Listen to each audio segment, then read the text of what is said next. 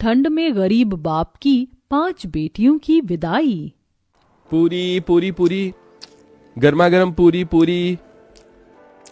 जैसे ही आदमी पूरी से भरा परात लिए लाइन में आगे बढ़ता है, तभी ठंड से ठिठुरता गरीब शंकर अपनी पत्तल बढ़ाकर कहता है, अरे भाई, थोड़ी सब्जी और 2 पूरी डालना।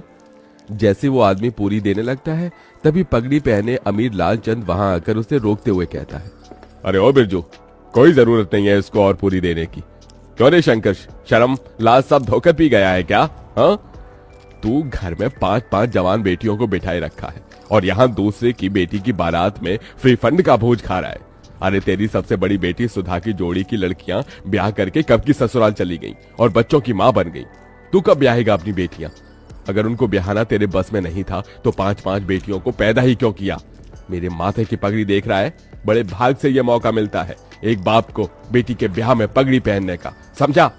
लालचंद जानबूझकर पूरे समाज के बीच एक और तो अपनी अमीरी का बखान, तो वहीं दूसरी तरफ शंकर की गरीबी की हंसी उड़ा रहा था, जिससे शंकर सबके बीच बहुत शर्मसार होता है और अपनी आंखें झुकाए वहां से घर लौट आता है, जहां एक टूटे फूटे माटी के घर में उसकी बूढ़ी पत्नी जानकी और 5 बेटी सुधा, गहना, कविता, चंदा, राधा उस ठंड में भी एक दिए और जूते के लेस बना रही थी। माँ, मेरा हाथ। तू ठीक तो है राधा? दिखा मुझे अपना हाथ। हे भगवान, तेरा तो हाथ जल गया। कहा था तुझे कि लेस का माल तू ना बना, तुझे दिए पर संभाल कर हाथ चलाना था। पहले ही अपने घर के दुख भरी परिस्थितियों को बाहर से ही देखकर शंकर अपनी आंखों से आंसू पोंछकर मुस्कुराते हुए अंदर आता है। अरे क्या कर रही हैं बाबा की 5 बेटियां? अरे बाबा, आप आ गए। हे भगवान, आप तो ठंड से कांप रही हैं। मैं आपके लिए आग जला देती हूँ। कितनी बार कहा है आपको कि एक स्वेटर अपने लिए खरीद लीजिए, बाहर कितनी ठंड गिर रही है और आपका बुढ़ापे का भी शरीर है। तभी दुखमन से शंकर ने कहा, चिंता मत कर मेरी लाडो, तुम 5 को ब्याहने से पहले नहीं मरूंगा। जब तक तुम 5 की विदाई नहीं हो जाती, मेरे प्राणों को भी कहां मुक्ति मिलेगी। एक बार तुम 5 की विदाई कर दूं, फिर चाहे मेरी मिट्टी उठ जाए।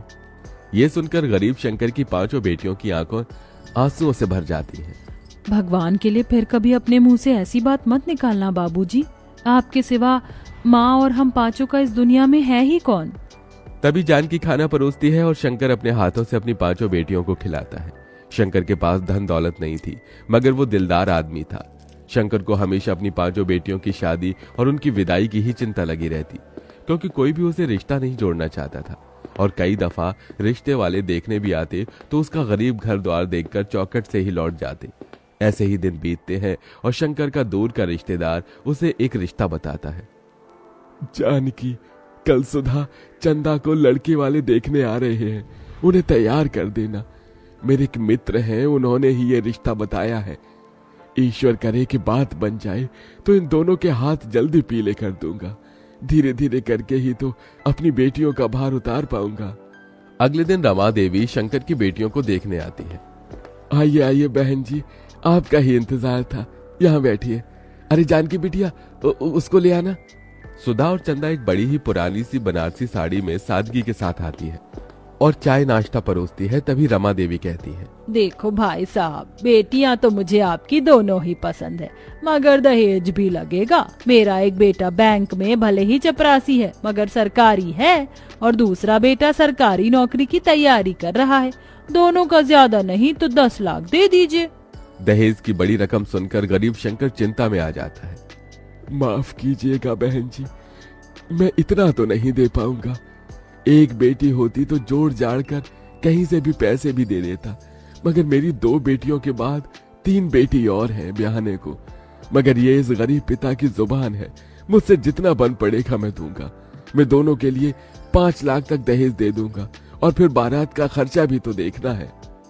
रमा रिश्ता पक्का कर देती है। उसके जाने के बाद चिंता से भरी जानकी ने कहा, अजी 5 लाख रुपए कहाँ से लाकर देंगे आप, कुछ सोचा है? अरे खेत बेच दूंगा जानकी, 4-5 लाख रुपए तो मिल जाएंगे। कम से कम मेरी 2 बेटियों की विदाई तो हो जाएगी। लेकिन बाबा, खेत बेच दोगे तो खेती कहाँ करोगे? मजदूरी कर लूंगा। वैसे भी गरीब लोग लेबर माटी में लगे हुए हैं। बस तुम पांचों अपने घर द्वार चली जाओ। बेटी की विदाई के लिए मजबूर होकर शंकर अपना खेत बेच देता है, जिसके बदले उसे केवल 2 लाख ही मिलते हैं। पैसे कम पड़ने पर वो अपना घर भी गिरवी रखकर दहेज और बारात का सारा इंतजाम करता है। रमा बारात लेके आती तो है। सभी बाराती ठंड के गर्म कोट, जैकेट, स्वेटर पहने आते हैं, तो वहीं गरीब शंकर धोती और पतले पुराने से कुर्ते, जो कि जगह जगह से फटा होता है, उसमें ठिठुरता हुआ हाथ जोड़े बारातियों का स्वागत करता है। मगर एकदम से रमा की शर्त पलट जाती है। अरे रमा जी, आपने मुझे वचन दिया था, आप ऐसे कैसे बात से मुकर रही हैं? देखो भाई, 10 लाख रुपए से दहेज का एक पैसा कम नहीं लगेगा। अगर तुम दे सकते हो तो कहो, नहीं तो बारात वापस लेकर जाते हैं। शंकर डबडबाई आंखों से मंडप में दुल्हन बनी बैठी अपनी बेटी को देखकर अपनी पगड़ी उतारकर रमा के पैरों में रख देता है। मैंने अपनी इज्जत आपके पैरों में रख दी है, दया कीजिए। अगर ये शादी नहीं हुई तो लोग मुझे और मेरी बेटियों को जीने नहीं देंगे। रमा पगड़ी को पैर मारकर चली जाती है, तो वहीं समाज भी शंकर पर थू थू करने लगता है।